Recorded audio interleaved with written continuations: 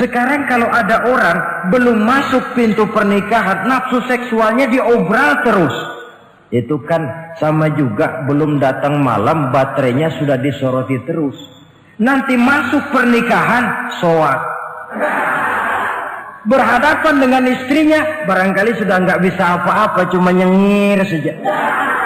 Yang rugi manusia sendiri. Alhamdulillah.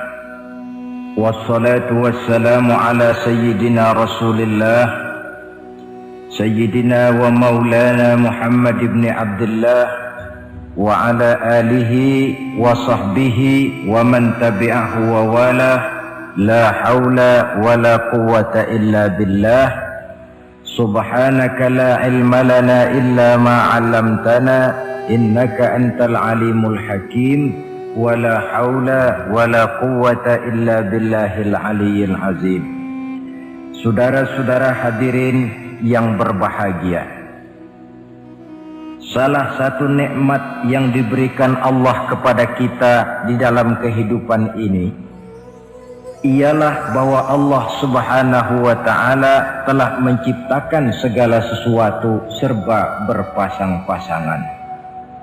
Dalam surah Yasin ayat 36 dijelaskan, Subhanallazi khalaqal azwaja kullaha mimma tumbitul ard wa min anfusihim wa mimma la ya'lamun.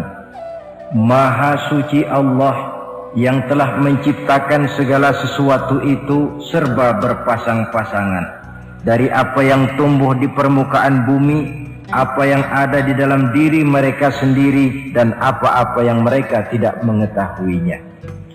Demikianlah kita lihat siang berhadapan dengan malam, benar berhadapan dengan salah, dan laki-laki berhadapan dengan perempuan. Setelah Allah menciptakan segala sesuatu itu serba berpasang-pasangan, maka Allah menetapkan aturan permainan yang mengatur seluruh kehidupan makhluk yang serba berpasang-pasangan itu. Kita tentu maklum, apapun saja yang kita lakukan dan kita perbuat tanpa ada aturan akan berakhir dengan kekacauan. Cobalah kita bikin satu sekolah, buka satu sekolah, tidak usah pakai aturan, tentu kacau. Bikin organisasi tanpa memakai aturan, tentu kacau. Demikian daripada kehidupan ini, kalau tanpa ada aturan, tentu kekacauan yang akan timbul. Allah pencipta manusia. Allah tahu benar kemampuan maksimal manusia. Oleh sebab itu, aturan permainan yang diturunkan Allah tentu sesuai benar untuk manusia. Satu contoh kecil, pabrik mobil di Jerman bikin mobil namanya Mercy. Seiring dengan itu dia keluarkan buku petunjuknya.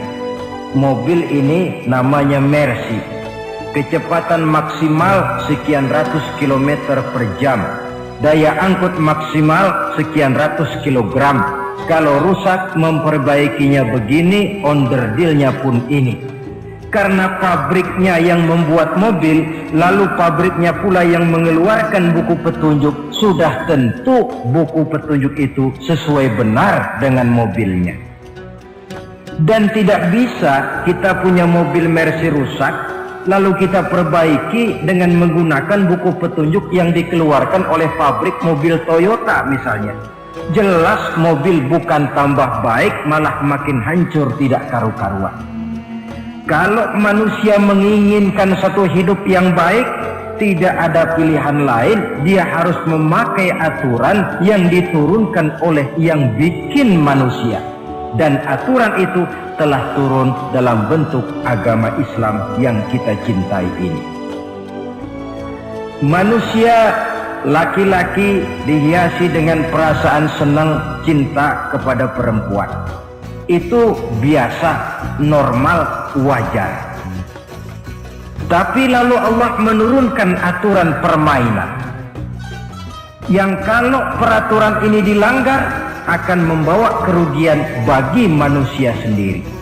bahwa laki-laki senang sama perempuan itu normal. Agama membuat aturan silahkan senang, tetapi lewat satu pintu yang disebut nikah. Kalau peraturan ini diabaikan, yang rugi tentu manusia sendiri. Misalnya PLN keluarkan pengumuman, nanti malam mulai jam 6 sampai subuh listrik se-Jakarta mati total. Kita ingat, ini nanti malam saya giliran ronda. Pagi-pagi sudah kita siap beli batu baterai, masukkan ke dalam baterai. Dari sejak kita beli sampai sore itu baterai kita soroti terus. Tentu setelah sore soak batu baterai itu. Datang malam berangkat kita ronda, kalau disoroti lagi kan baterainya sudah nggak terang lagi, sudah soak. Sebab apa? Belum waktunya sudah disoroti terus. Sekarang kalau ada orang belum masuk pintu pernikahan, nafsu seksualnya diobral terus. Itu kan sama juga belum datang malam baterainya sudah disoroti terus. Nanti masuk pernikahan soak. Berhadapan dengan istrinya barangkali sudah nggak bisa apa-apa, cuma nyengir saja. Yang rugi manusia sendiri. Itulah sebabnya Allah lalu mengatur bahwa laki senang sama perempuan lewat satu pintu yang disebut dengan nikah. Maka pada pertemuan kali ini kita akan bicara tentang nikah dalam Islam. Saya bagi kepada 3 masalah pokok saja. Pertama, pengertian dan kedudukan nikah menurut Islam. Yang kedua, motivasi pernikahan. Karena apa orang itu seharusnya melakukan nikah. Dan yang ketiga, membina rumah tangga bahagia menurut contoh Rasulullah Sallallahu Alaihi Wasallam. Hadirin yang saya hormati, kita mulai dengan yang pertama, pengertian nikah. Dalam kehidupan sehari-hari ada 2 kata yang sering kita gunakan, kawin dan nikah. Kalimat kawin kelihatannya dipergunakan oleh semua makhluk hidup. Lain dengan nikah, ini hanya digunakan khusus untuk manusia muslim. Makanya kita sering dengar orang bilang kucing kawin, ayam kawin, kambing kawin, dan belum pernah kita dengar ada ayam nikah atau kucing nikah. Sebab apa? Nikah ini cuma dipakai oleh makhluk bernama manusia yang muslim. Apa pengertian nikah?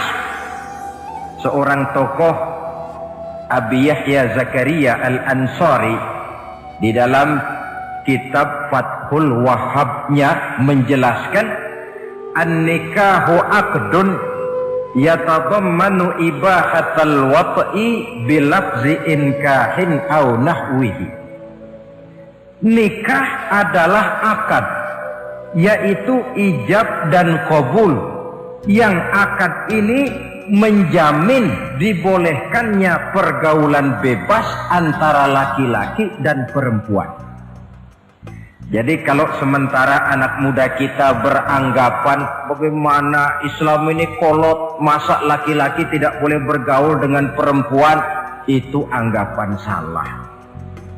Islam bukan saja tidak melarang, malah menganjurkan laki-laki bergaul dengan perempuan sebebas-bebasnya, sepanjang pergaulan itu bisa dipertanggungjawabkan, baik menurut hukum negara, lebih-lebih menurut hukum agama.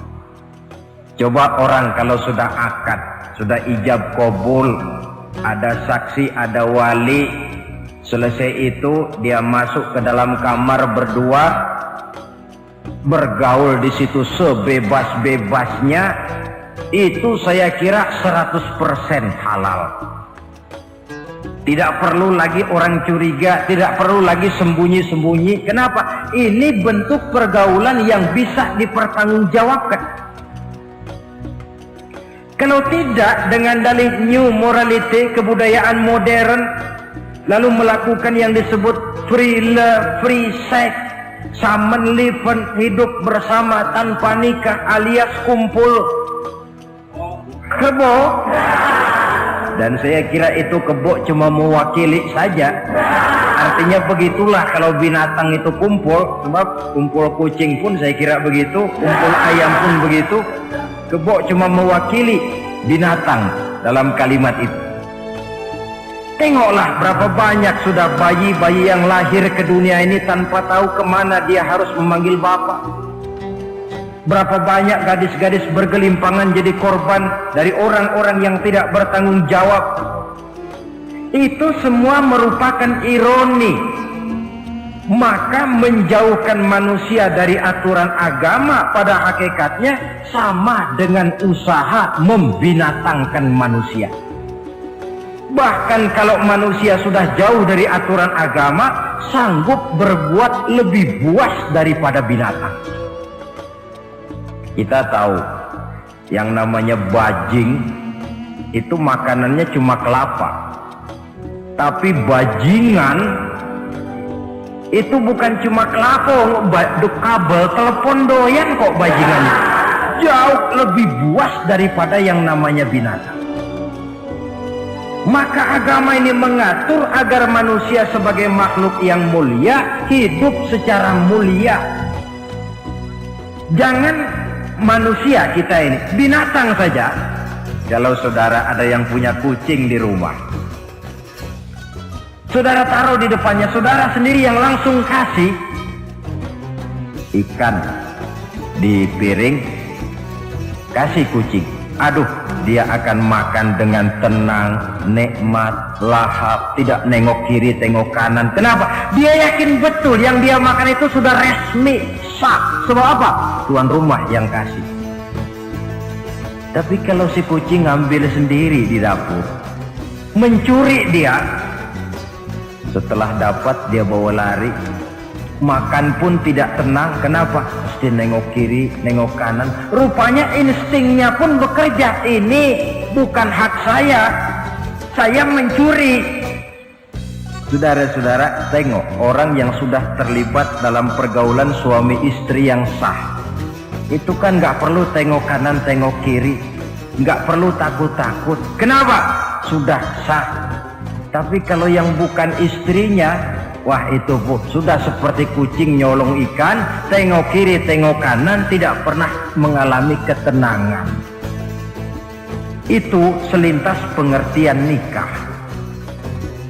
Lalu bagaimana kedudukan nikah menurut Islam? Ternyata nikah dalam pandangan Islam tidak cuma sekedar untuk memenuhi kebutuhan biologis manusia. Tidak cuma sekedar untuk memperkembangbiakkan keturunan, tidak cuma sekedar untuk mendapat ketenangan hidup. Lebih tinggi daripada sekedar itu, nikah dalam pandangan Islam ibadah. Jadi kalau kita ditanya, Pak, ibadah apa yang paling enak dalam Islam? Jawabannya jelas, nikah. Begitu enaknya ibadah yang namanya nikah ini, sampai yang sudah pernah pun pengen ulangan. Namanya ibadah. Tetapi tentu ada konsekuensi. Oleh karena nikah ibadah, dan semua ibadah dalam Islam tidak boleh dikerjakan setengah hati atau main-main. Sholat ibadah, tidak boleh main-main atau setengah hati atau coba-coba. Puasa ibadah, tidak boleh main-main, setengah hati atau coba-coba. Dan oleh karena nikah pun ibadah, punya nilai sakral, juga tidak boleh main-main, setengah hati atau coba-coba. Dus nikah eksperimen tidak dikenal dalam Islam. Mas, saya dengar sampean sudah nikah ya? Iya mas, saya cuma nyoba saja kok ini kok. Kalau enak terus, enggak ya bubar. Ini tidak ada nikah eksperimen, sebab dia punya nilai sakral yang bermotifkan ibadah. Itu pengertian dan kedudukan nikah. Lalu apa motivasi suatu pernikahan? Karena apa seharusnya orang nikah itu? Apa landasannya? Saudara, hadis yang diriwayatkan oleh Imam Bukhari, Muslim, Abu Dawud dan Ibnu Majah dari Abi Hurairah menjelaskan, Nabi bersabda, "Tunkahul mar'atu li arba'in." Nikahilah perempuan karena 4 perkara. Kalau dia perempuan tentu nikahilah laki-laki karena 4 perkara. Memilih jodoh, nah inilah lengkapnya konsepsi Islam. Memilih jodoh saja Islam itu memberikan petunjuk kok. Karena apa orang memilih jodoh itu? Kata Rasul yang karena 4 faktor. Pertama, 5 liha. Karena dia orang kaya, cari yang kaya. Yang kedua, lihasabiha. Karena dia keturunan orang baik-baik, cari keturunan orang baik-baik. Yang ketiga, lijamaliha. Karena dia cantik, cari yang cantik. Dan yang keempat, lidiniha. Karena dia orang taat beragama, cari orang yang taat beragama. Kalau berkumpul keempat-empatnya, rasanya surga dunia sudah. Coba lihat, suami mana sih yang tidak bangga punya istri cantik, kaya, keturunan orang baik-baik, lalu taat beragama? Atau istri mana sih yang tidak bangga punya suami ganteng, kaya, keturunan orang baik-baik, dan taat pula beragama? Tapi kan terus terang yang kumpul keempat-empatnya kan boleh dibilang jenis makhluk langka ini. Sulit. Kadang-kadang cantik, kaya, akhlaknya kayak setan. Ada saja kurangnya. Oleh karena ada saja kurangnya, lalu Nabi memberikan stressing, penekanan. Fazfar bizatiddin taribat iyadah. Pilih orang yang taat melaksanakan agama, niscaya hidupmu akan berkah. Jadi motivasi suatu pernikahan hendaknya agama. Apa rahasianya? Mari kita lihat. Kalau orang memilih pasangan karena rupa yang cantik semata-mata, silakan, tapi jangan jadi motivasi utama. Kalau rupa yang cantik jadi alasan utama, saya yakin rumah tangga tidak akan tahan lama. Sebab apa? Pertama, yang namanya cantik itu relatif. Artinya bergantung siapa yang memandang. Yang menurut saudara cantik, menurut saya belum tentu cantik. Yang kata saya cantik, menurut saudara barangkali itu yang jelek. Relatif. Saya kalau ditanya orang, Ustadz, siapa perempuan paling cantik di dunia ini? Tentu saja saya jawab istri saya. Apa saudara lalu protes? Salah Ustadz, yang cantik istri saya bukan istri Ustadz. Saya bilang masa bodoh, saya nggak ngurusi istri sampean. Cantik itu relatif. Sehingga di kalangan para ahli cinta, ahli cinta, sampai sekarang masih jadi perdebatan. Sebenarnya cantik yang bikin orang jatuh cinta, apa cinta yang membuat orang jadi kelihatan cantik? Dua-duanya bisa terjadi. Mungkin karena cantik orang jatuh cinta, dan bisa juga karena sudah kadung cinta orang kelihatannya jadi cantik. Tapi yang jelas cantik relatif. Yang relatif tidak bisa dijadikan sandaran utama. Yang kedua, yang namanya cantik itu temporer, artinya berubah oleh pergeseran masa dan pertukaran waktu. Sekarang dia cantik, of course, sedang sweet 17-an, sedang honeymoon, sedang bulan madu, sedang pengantin baru, tentu saja cantik. Punya dia anak 1, kecantikan mulai menurun. Punya dia anak 2, kulit mulai keriput. Punya dia anak 3, apalagi tak pandai bersolek, sudahlah onder dir mulai pada copot. Kalau rumah tangga didasarkan kepada rupa yang cantik saja, selesailah rumah tangga sampai di situ. Yang ketiga, di atas langit rupanya masih ada langit lagi. Di atas yang kita anggap cantik, rupanya masih ada yang lebih cantik. Kalau cantik yang kita kejar, kita akan jadi petualang yang pindah dari perempuan satu ke perempuan yang lain. Cinta bajak laut namanya. Di mana kapal berlabuh, di sana cinta mendarat. Saudara hadirin yang saya hormati, padahal sate dengan singkong itu kan bedanya cuma di tenggorokan. Kalau sudah masuk ke dalam perut, kenyangnya barangkali sama. Malah barangkali besok pagi kalau keluar lebih tidak enak baunya sate itu daripada singkong. Makanya orang kalau sudah nikah oleh Nabi dipesan, apabila kamu di jalan melihat perempuan yang membuat kamu kagum, cepat-cepatlah pulang ke rumah. Sebab apa? Sebab yang perempuan cantik di jalan kau lihat itu punya, istrimu juga di rumah punya. Gak percaya cobalah pulang, akurin, sama itu. Silahkan cari yang cantik, tapi jangan dijadikan motivasi utama. Yang kedua, kalau perkawinan, pernikahan cuma karena harta, silahkan cari yang kaya. Tapi kan harta itu, kata Imamul Ghazali, al-mal zillun zail. Harta bagaikan bayangan. Sore di sebelah barat, tengah hari di tengah, sore pindah ke sebelah timur. Hari ini dia kaya, besok dia bangkrut. Roda itu berputar. Kalau harta dijadikan pilihan utama, boleh jadi dalam hidup berumah tangga ada pepatah, ada uang abang disayang, tidak ada uang abang melayang. Artinya pun rumah tangga tidak akan tahan lama. Yang ketiga, kalau karena keturunan, persilahkan cari keturunan yang baik-baik. Namun toh pada akhirnya orang diajarkan bahwa kita ini mau besar atau tidak bukan dengan jalan menyempeng kepada kebesaran orang lain, tetapi ditentukan oleh kepribadian kita sendiri. Sekarang kalau karena agama, Nabi berikan penekanan fasfar bizatid din taribat yadak.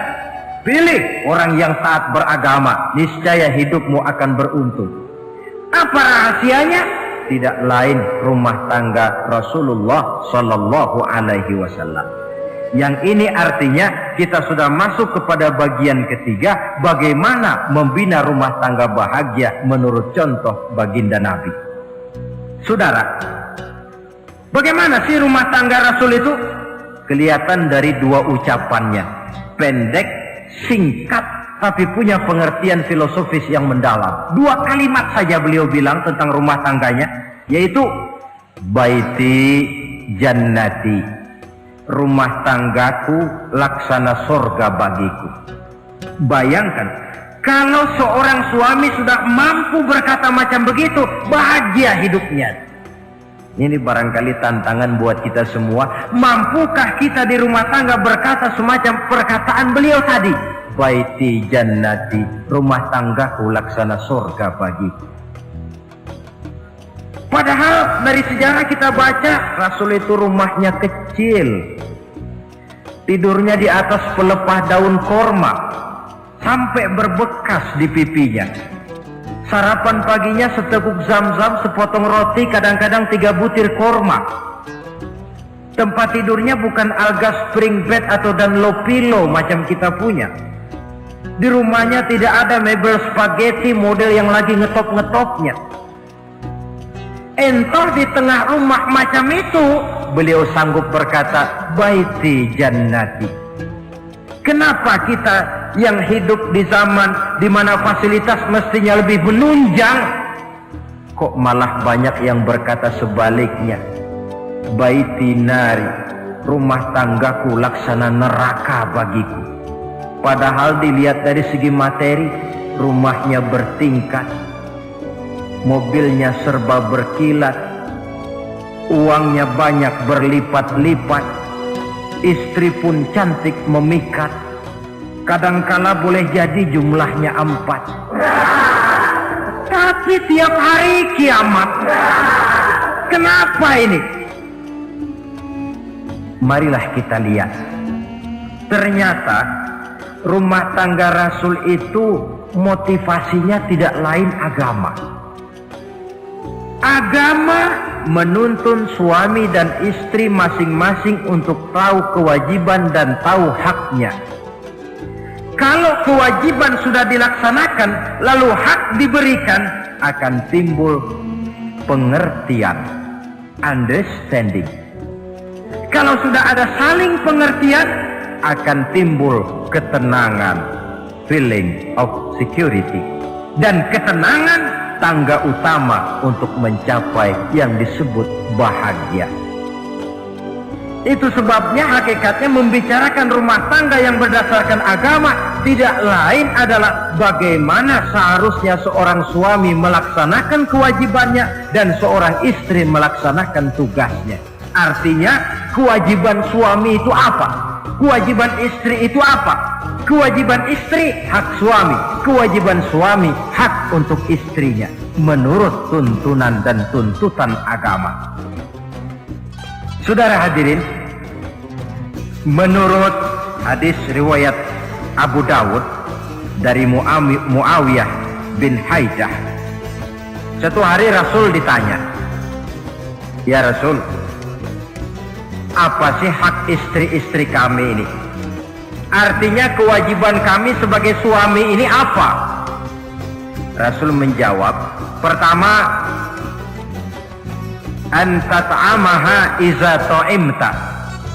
Kau beri istrimu makan sebagaimana engkau makan. Kewajiban. Tetapi seorang istri pun kalau sudah diberikan nafkah oleh suaminya untuk mengatur makanan, dia harus pandai mengaturnya dengan sebaik-baiknya. Menu yang teratur, gizi yang lengkap, dan saya kira yang namanya 4 sehat 5 sempurna itu kan tidak berarti bahwa hidup ini harus serba mewah, tidak. Yang penting ada variasi sehingga tidak merangsang suami untuk makan di luar.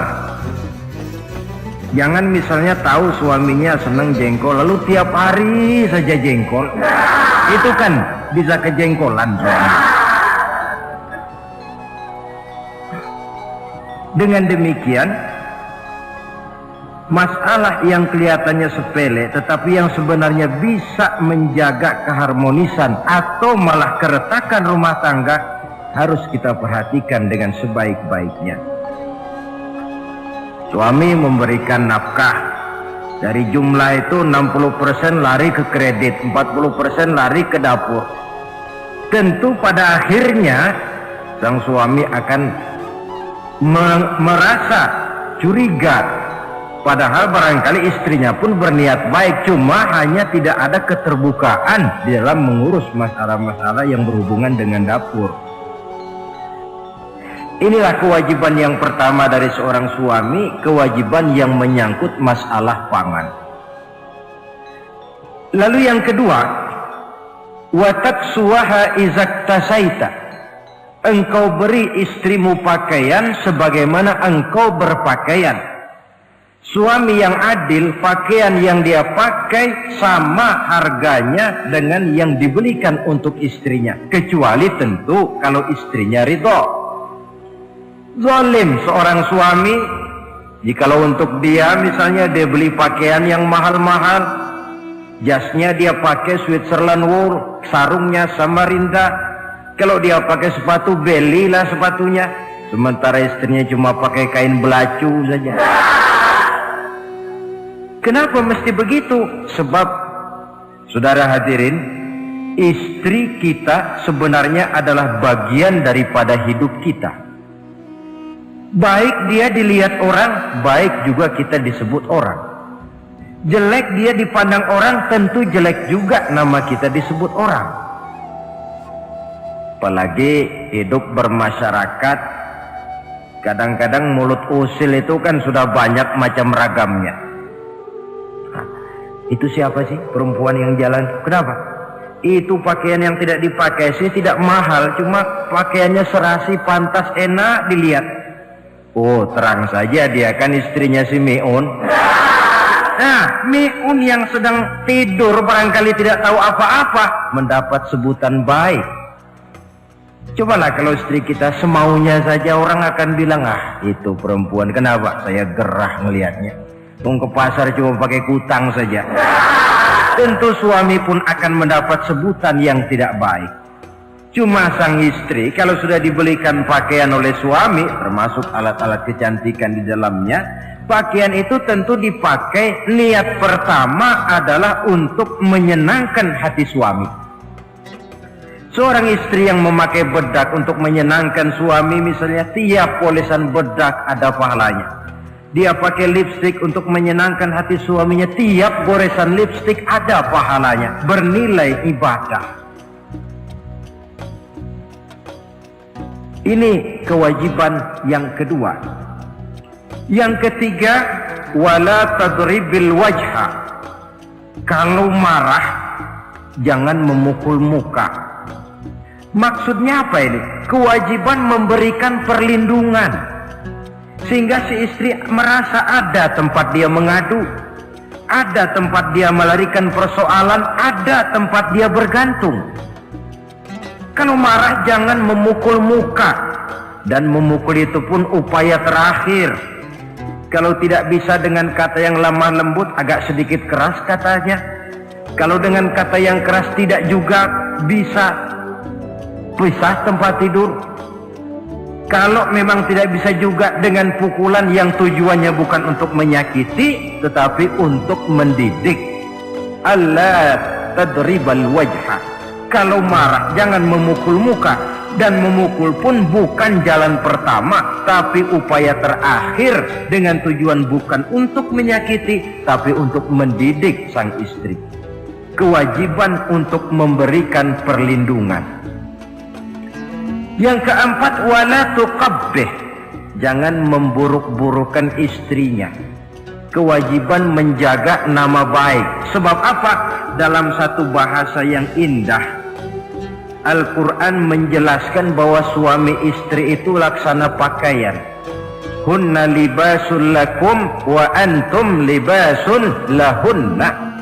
Istri pakaian untuk suami, suami pakaian untuk istri. Lihatlah alangkah indah gaya bahasa Al-Quran ini. Diibaratkannya suami istri seperti pakaian. Apa fungsi pakaian? Pertama, pakaian itu kan jadi kebanggaan. Saya bangga memakai baju seperti ini, saudara bangga memakai baju yang saudara pakai. Artinya seorang suami harus berusaha menjadi suami kebanggaan istri, dan seorang istri pun harus berusaha menjadi istri yang dibanggakan oleh suaminya. Jangan yang malah kemudian disesali. Itu kan kalau sudah marah orang kadang-kadang ucapannya nggak terkontrol. Istri marah sama suami, bang, nyesel gue punya hati sama dia. Sudah hilang lagi kebanggaan. Kalau kebanggaan hilang, wibawa pun hilang. Kalau wibawa sudah hilang, maka rumah tangga sudah sulit untuk dipertahankan. Yang kedua, yang namanya pakaian itu kan menutup aurat. Itu tujuan pakaian yang terpenting. Artinya di sini, kalau seorang istri mempunyai kekurangan, suamilah yang menutupi. Kalau seorang suami mempunyai kekurangan, istri juga harus berusaha menutupi. Jangan kekurangan suami diceritakan di pasar umum, atau kekurangan istri dibuka di mana-mana.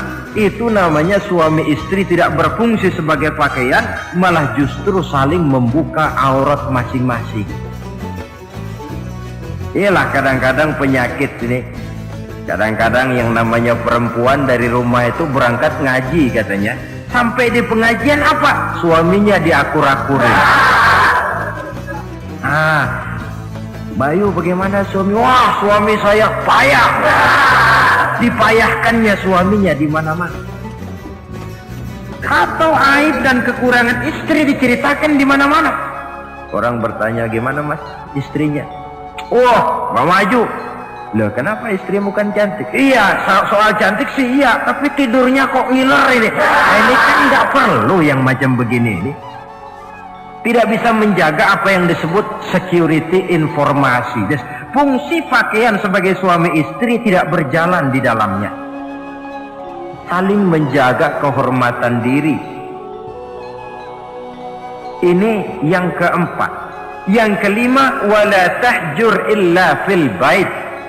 Jangan berpisah dari istri kecuali di rumah. Maksudnya begini, kalau satu hari seorang istri suami marah kepada istrinya, tidak usah istri itu disuruh pulang ke rumah orang tuanya, ke rumah mertua lalu diusir. Tidak, cukup pisah tempat tidur saja. Ini maknanya wala tahjur illa fil baiti. Umpamanya, dek, malam ini saya sedang tidak enak pikiran, kau tidur di kamar belakang lah, saya kamar depan. Cukup pisah tempat tidur saja, tidak perlu istri dipulangkan ke rumah orang tuanya. Nanti umpamanya tengah malam turun hujan, udara dingin, pikiran berubah, berasa perlu, kan tinggal manggil. Tidak jauh secara psikologis ajaran semacam ini bisa kita terima. Saudara hadirin yang saya hormati, ini pada prinsipnya kewajiban seorang suami. Kewajiban yang menyangkut masalah pangan, sandang, perlindungan, memelihara kehormatan, dan menjaga ketenangan di rumah tangga dengan menyelesaikan persoalan rumah tangga itu secara intern. Jangan belum apa-apa sudah mertua diundang, orang tua dibon. Persoalan belum tentu selesai, tapi masalah sudah meluas. Cobalah kita selesaikan intern dulu. Kalau kemudian ternyata dianggap perlu mengundang orang tua, mertua, keluarga, baru kita upayakan ke arah itu. Ini kewajiban suami dan ini merupakan hak istri. Lalu bagaimana kewajiban istri sekarang ini? Istri kewajibannya merupakan hak untuk suami. Saudara, dari hadis yang diriwayatkan Imam Ibnu Majah dari Ali bin Yazid dari Abi Umamah, Nabi bersabda, "Mastafadal mu'minu ba'da taqwallahi azza wa jalla khairan lahu min zaujatin salihah." Bagi seorang mukmin, sesudah dia mempunyai sifat takwa kepada Allah, tidak ada yang lebih membawa manfaat selain daripada istri yang solehah. Istri solehah itu yang bagaimana? Yang hidup mampu melaksanakan kewajibannya. Apa kewajibannya?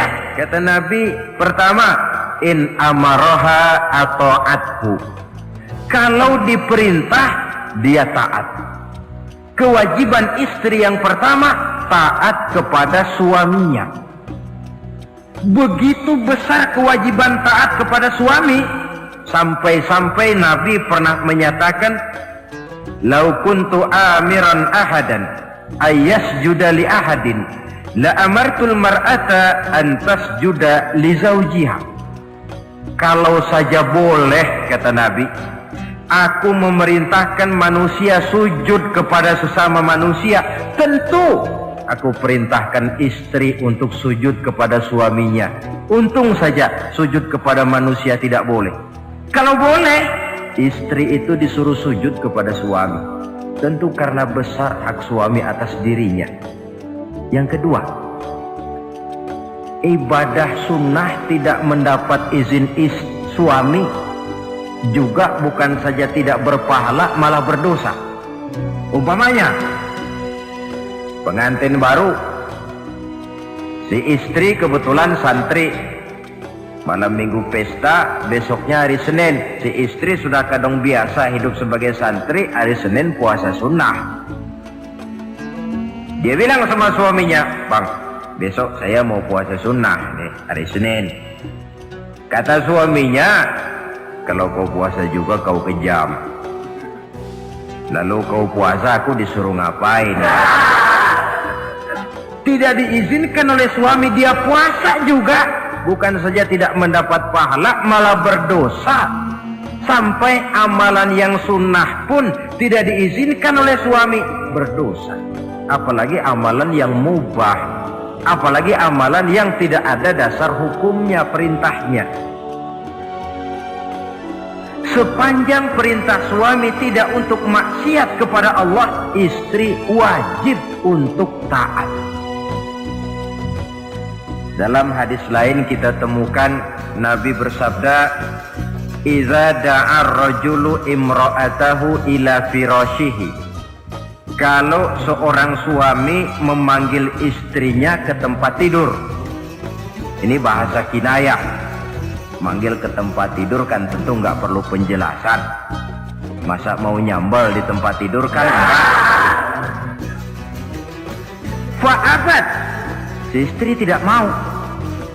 Lantaran istri tidak mau, suami jengkel. Fabata ghadbana 'alaiha.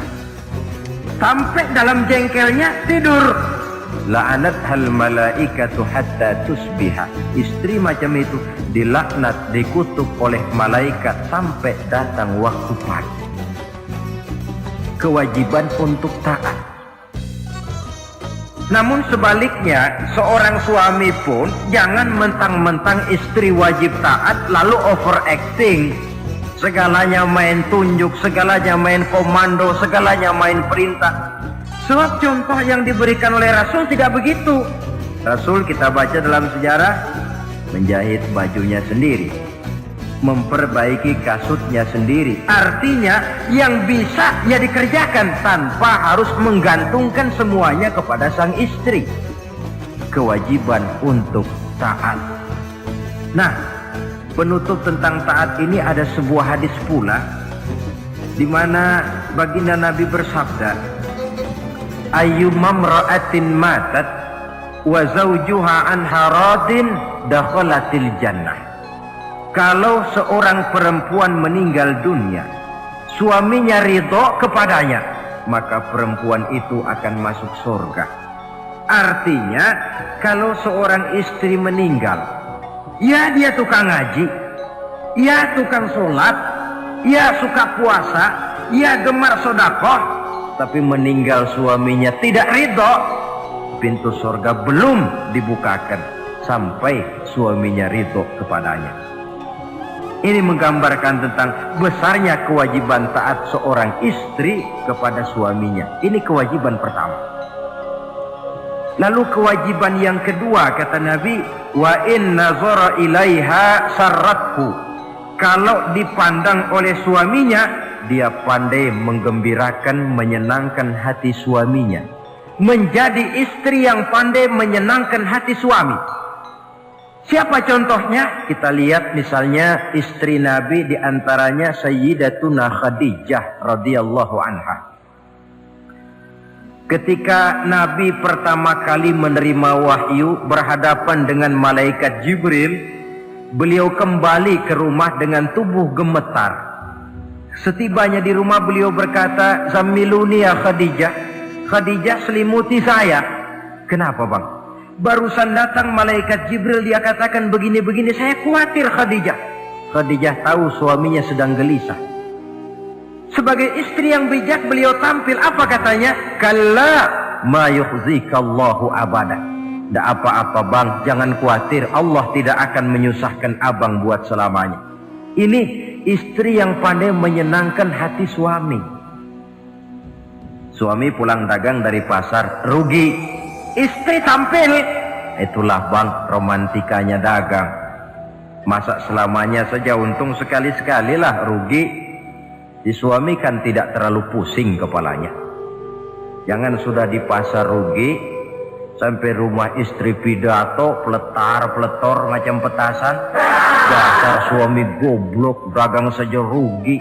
Sudahlah di pasar rugi, sampai ke rumah digoblok-goblokin. Itu nanti suami kan bisa kena penyakit yang disebut broken home. Penyakit nggak betah di rumah. Seorang istri kalau suami sudah kena penyakit tidak betah di rumah, itu mesti siap-siap mental untuk dimadu.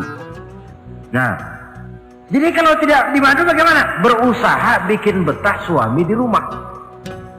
Suami pulang kantor jam 2, setengah 2 dandan, kalau perlu setel habis. Kalau perlu Kelihatan suami akan datang, bukakan pintu, sambut dengan senyum. Apalagi kalau senyumnya Pepsodent. Saya kira suami bagaimanapun lelahnya, peras keringat, banting tulang, pulang mencari nafkah, kalau kembali di rumah disambut dengan senyum, hilang capeknya. Tapi bayangkan, sudahlah di kantor capek, peras keringat, banting tulang, sampai pula di rumah yang nyambut cuka sama kukusan. Udah asem, monyong. Suami mana yang kerasan tinggal di rumah? Menjadi istri yang pandai menggembirakan, menyenangkan hati suaminya. Bahkan diizinkan bohong untuk menyenangkan hati suami. Umpamanya, suami kebetulan habis obyeknya gol. Karena ingin menyenangkan istri, mampir di pasar beli kain batik. Si suami tidak tahu bagaimana kain batik yang bagus, beli saja sembarangan. Sudah kainnya kasar, warnanya norak, harganya yang mestinya murah jadi mahal, dibawa pakaian itu pula. Istri lihat dan tahu kalau ini batik jelek, norak, kasar, harganya pun murah. Tapi dia ingin menyenangkan hati suaminya. Suaminya tanya, bagaimana dek kain batik ini? Waduh bang, bagus betul kain ini. Pinter bener abang milih warna ini. Emang yang kayak begini ini bang, coba lihat tetangga kita mana ada yang pakai kain kayak begini. Ya memang gak ada, jelek. Suami senang tentu. Lalu kain itu oleh istrinya, ngaji dipakai, keundangan dipakai, tidur dipakai, masak dipakai, nyuci pun dipakai. Suami makin bangga, wah kain yang saya beliin dipakai terus ini. Lain pula istrinya, dalam hati dia berpikir, biarin deh gue pakai terus biar cepet hancur, nggak ada urusan. Coba kalau waktu itu si istri jujur, dasar laki goblok, beli kain kayak begini, sono pulangin. Mungkin suami yang sudah payah-payah mau menyenangkan hati istrinya malah berbalik pikirannya. Saudara hadirin, ini kelihatannya penting untuk menjaga suasana keharmonisan di dalam kehidupan berumah tangga. Begitu pula pengertian seorang suami. Rasul pernah pulang dari masjid agak larut malam, rupanya banyak orang bertanya. Ketuk pintu, assalamualaikum, sampai 3 kali tidak dibukakan pintu. Rupanya Aisyah lelap sebenar tidurnya. Rasul sadar beliau pulang kemalaman dan tahu istrinya capek bekerja di waktu siang.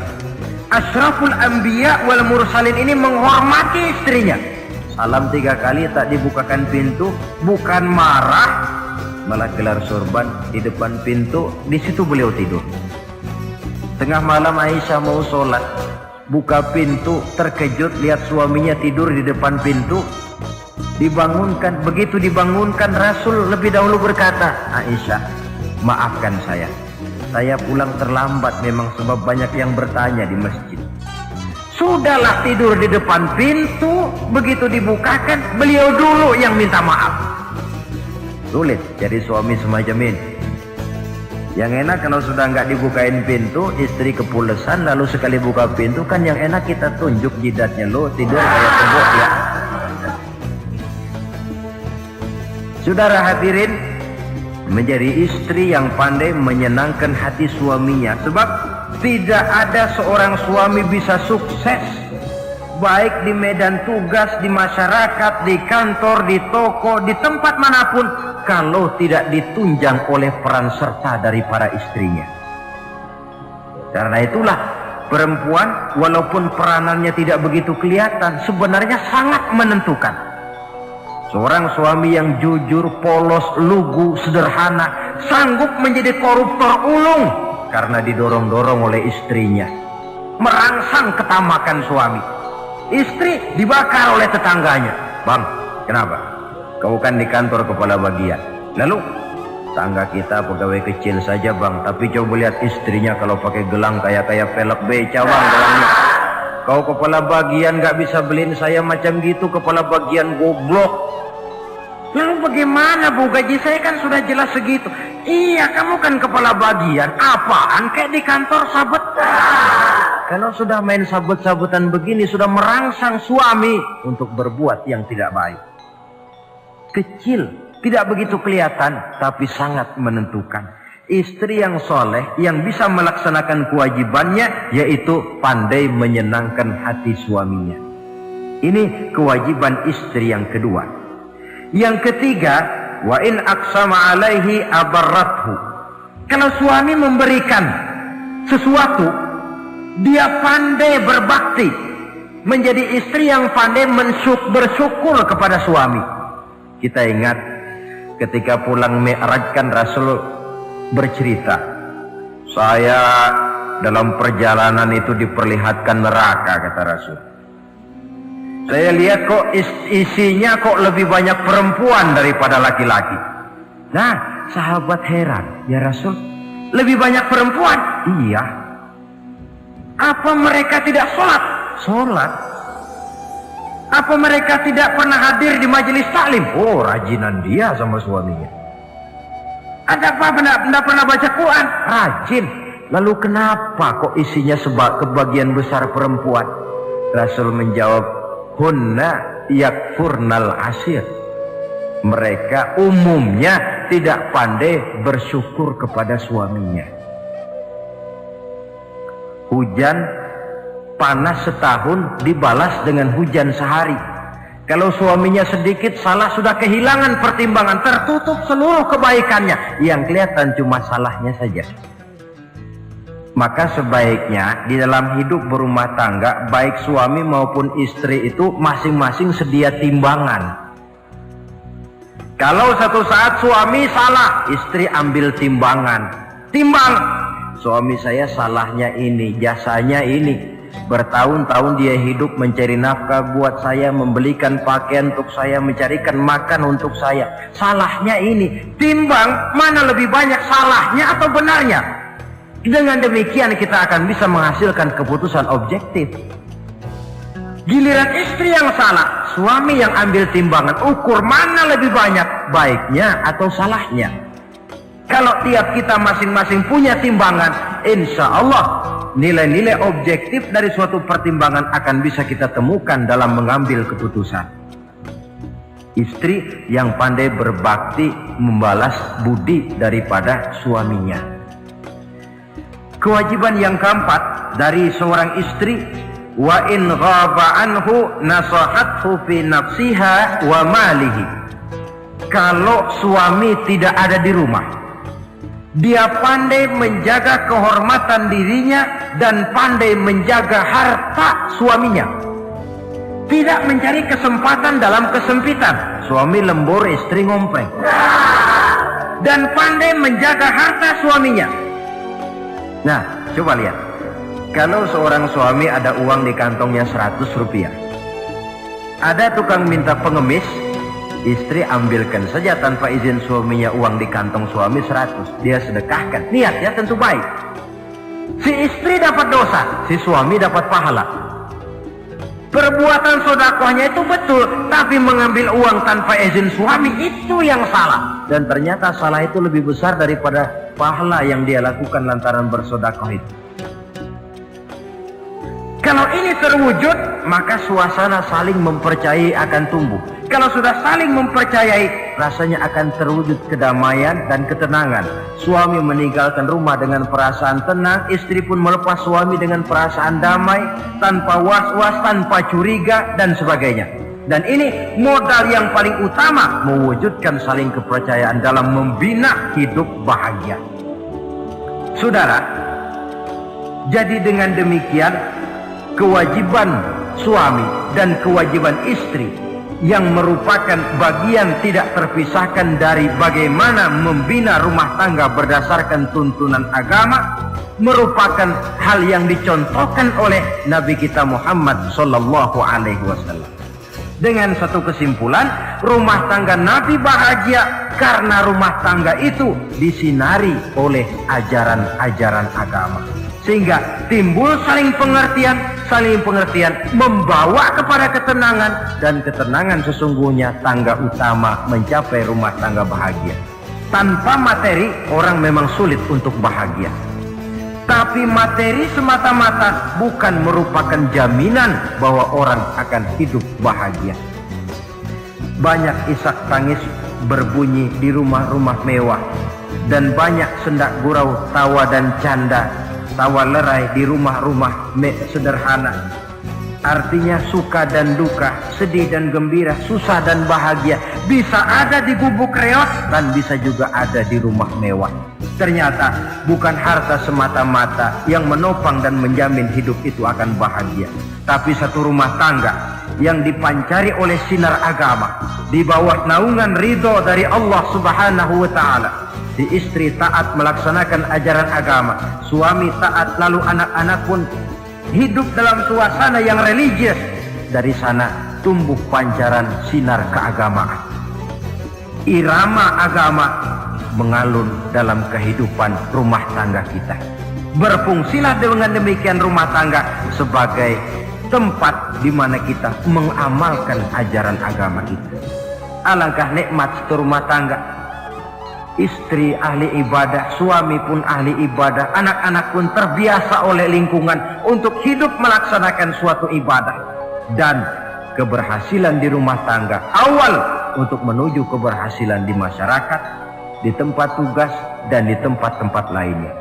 Sebaliknya, kehancuran rumah tangga akan selalu menjadi awal kehancuran karir di masyarakat, di tempat kerja, dan di tempat-tempat lainnya.